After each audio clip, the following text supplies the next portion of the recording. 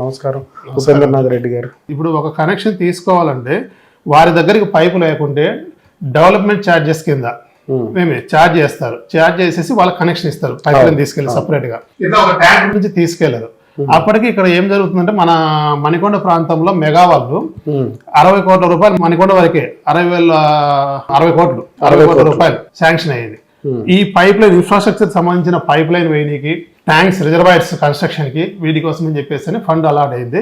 వాళ్ళు వర్క్ చేస్తున్నారు. అలాంటి మెగా వాళ్ళ చేత అక్కడ వాళ్ళ ఫండ్ ఉంది. ఓవరాల్ చెప్పాలంటే ఇక్కడ 1200 కోట్లు శాంక్షన్ అయింది ఓవరాల్ గా మున్సిపాలిటీస్ కి అందరికి కలిపి.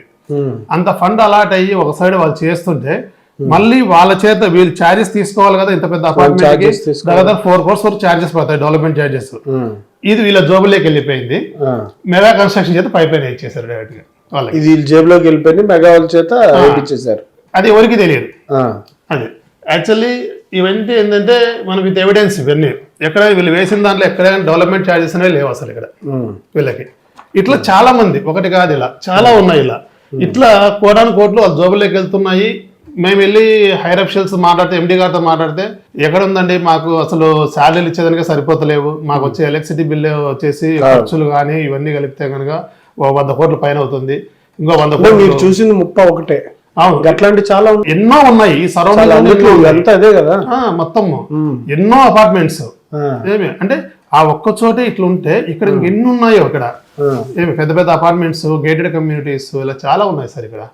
ఎండి గారు ఏం చెప్తారంటే సిస్టమ్ మారాలంటారు. సిస్టమ్ ఎట్లా మారుతారు? మనిషి మారితేనే సిస్టమ్ మారుతుంది. మనిషి మారుకుంటే సిస్టమ్ ఎలా మారుతుంది? మనిషిలో రావాలి, నేను మారాలి అనేది మనిషికి రావాలి. నేను జీతం తీసుకుంటున్నా కాబట్టి వీలైనంత వరకు ప్రజలకు మంచి చేయాలి. ఏమి మనం వచ్చాం కాబట్టి ప్రజలకు మంచి చేయాలనే ఆలోచన వాళ్ళలో ఉండాలి. స్ఫూర్తిరెడ్డి గారు దీంట్లోనేనా?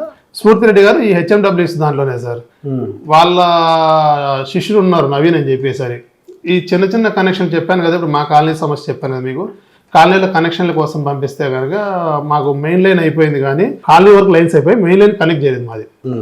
చాలా రోజులు అడుగుతున్నాం, మేడం వాటర్ లేక ఇబ్బంది పడుతున్నాము, మాకు కనెక్షన్ ఇచ్చేసి మాకు వాటర్ ఫెసిలిటీ ఇవ్వండి అని చెప్పేసి అంటే, చేస్తామండి చేస్తాం, మాకు పైనుంచి రావాలి అప్రూవ్స్, వాటర్ అలాట్మెంట్ అవ్వాలి మాకు, ఇవన్నీ చెప్తున్నారు. అలా చెప్పుకుంటూ నెట్టుకుంటూ 6 to 7 months అయిపోయింది. ఇంకా ఎన్ని రోజులని ఇలా చేస్తారు మేడం మీరు, మాకు ఇబ్బందులు అవుతుంది, చాలా ఇబ్బంది అవుతుంది, కాలేజీలో అందరూ క్వశ్చన్ చేస్తున్నారు అని చెప్పి అడిగాం. సరే మీరు ఇప్పుడు వెళ్ళి అప్లై చేసుకోకండి అని చెప్పేసి అన్నారు. అప్లై చేసుకోండి, ఇప్పుడు వెళ్ళి కలిస్తే అతను నవీన్ అనే అతను ఇట్లా ఇంత ఇవ్వాలి, మీరు ఇంత ఇస్తేనే ఇట్లా చేస్తాము, ఇవన్నీ ఇవ్వాల్సి వస్తుంది మీరు అని చెప్తున్నారు. సరే అని చెప్పేసి దగ్గర నియర్లీ 20 lakhs వరకు ఇచ్చాను కాలనీ నుంచి. అయింది. ఇది ఇట్లే పెరిగిపోతుంది ఇంకా ఏమి, కానీ మాకు వాటర్ ఏం వస్తలేవు, కనెక్షన్లు ఏం పెరుగుతున్నాయి, వాటర్ ఏం వస్తలేవు. ఒక 5 days ఇదే సమస్య పోయి మళ్ళీ చెప్పాను ఏసీ వాళ్ళకి, ఇట్లా కనెక్షన్లు బ్రైబ్ తీసుకుంటున్నారు, కనెక్షన్లు ఇస్తున్నారు, మాకు వాటర్ వస్తలేవు సార్, ఇవన్నీ ఏంటి అసలు ఈ అరాచకం అర్థమవుతలేదు, ప్రజలకు వాళ్ళు సేవ చేయాల్సింది పోయి వాళ్ళకి కావాల్సింది మేము ఇస్తున్నా కూడా ఇంకా మమ్మల్ని ఇబ్బంది పెడుతున్నారు అని చెప్పి కంప్లైంట్ ఇచ్చాం. సరే అండి మీరు ఈసారి మిమ్మల్ని అట్లా అడిగినప్పుడు మాకు వచ్చి మళ్ళీ ఒకసారి మీరు కంప్లైంట్ ఇవ్వండి, మేము వస్తామని చెప్పి. అప్పటికి మీ ఉదంతాలు కూడా 1-2 బయటకు వచ్చి ఉంటాయి.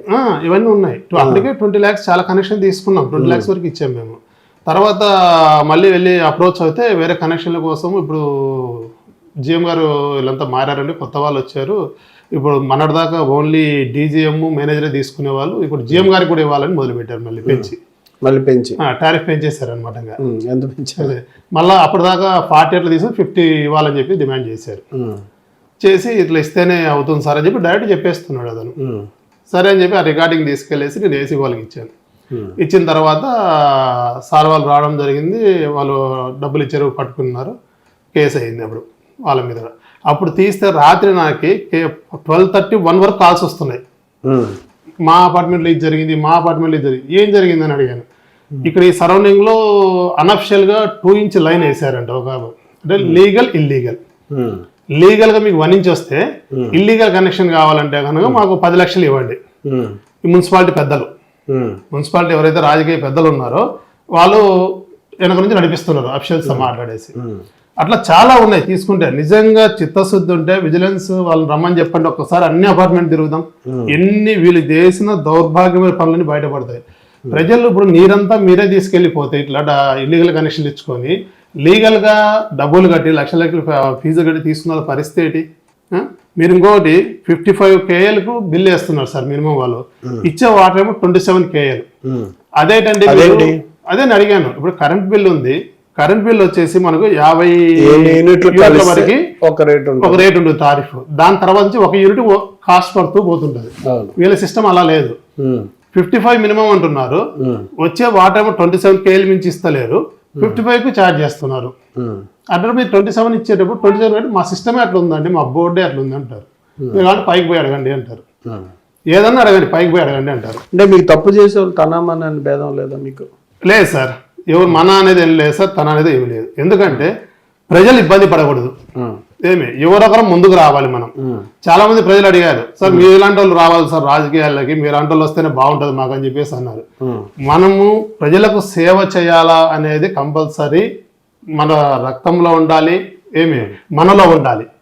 అంటే మనం ఎంతసేపు ఉన్న ప్రజలు ఎట్లా వస్తూ ఆలోచిస్తున్నట్టు వచ్చేవాళ్ళు రాజకీయాల్లోకి ఎవరు వచ్చినా కూడా సార్ వచ్చిన తర్వాత ఏదో మంచి ఆదాయం తెచ్చి పెట్టే పదవి అన్నట్టుగానే అనుకుంటున్నారు. కానీ ప్రజలకు సేవ చేద్దాం అనే నాయకులు 30% మించి లేరు సార్.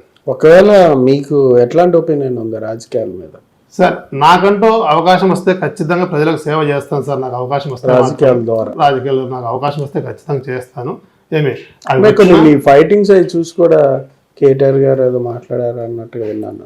అవును సార్, మనం ఫస్ట్ ఈ రోడ్డు ప్యాచ్ వర్క్స్ ఇవి చేసినప్పుడు డైరెక్ట్గా కేటీఆర్ సార్ ఫోన్ చేసేసి మాట్లాడారు, చాలా మంచి పని చేస్తున్నావమ్మా, నువ్వు నీ సొంత ఫండ్స్ పెట్టేసి చేస్తున్నావు అంటే కనుక చాలా మంచిది ఇట్లా అని చెప్పేసి అని అన్నారు సార్ కూడా. అప్పుడు ఎందుకంటే ఇప్పుడు వాస్తవానికి అలా అభివృద్ధి చేయాలన్న ఆలోచన ఉన్న వాళ్ళే ఎంకరేజ్ చేస్తారు. ఇప్పుడు చాలా మంది నిందలు ఉంటాయి పాలిటిక్స్లో ఉన్నప్పుడు, అంటారు సార్ ఖచ్చితంగా ఆయన ఇన్ని కోట్లు తిన్నారు అన్ని కోట్లు తిన్నారు అని చెప్పేసి అని అంటారు. అది వాస్తవం మనం చూడలేదు కాబట్టి మనకు తెలియదు. కానీ ఆయనలో ఉన్న ఆలోచన అభివృద్ధి చేయాలన్న ఆలోచన ఉంది కాబట్టి నాలాగా అభివృద్ధి చేయాలని నాకున్న ఆలోచన ఉన్న వాళ్ళకి ఫోన్ చేసి ఇంకా ఎంకరేజ్ చేయడం అన్నది ఒక రకంగా ఉత్సాహపరచడమే. ఆయన మీకు ఉత్సాహం కలిగింది. అది. ఓకే సార్, థ్యాంక్ యూ అండి, థ్యాంక్ యూ వెరీ మచ్ అండి.